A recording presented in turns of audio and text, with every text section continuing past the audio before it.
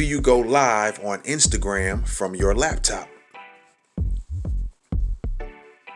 First, you need to download free software called Yellow Duck. Once you download the software and finish with the setup, you're ready to go.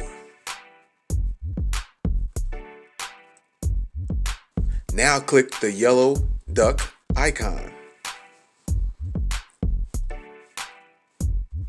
After you click the icon, you will see a screen like this.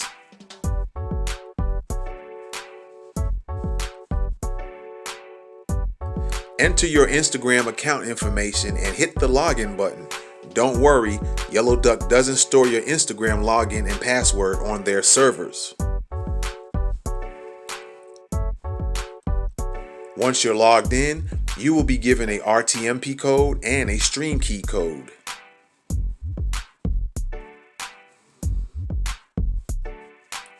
You then take the RTMP code and stream key code and enter it into something like OBS or StreamYard.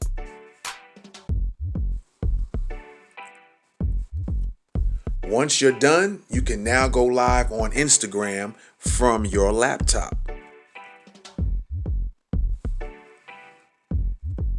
Thanks for watching.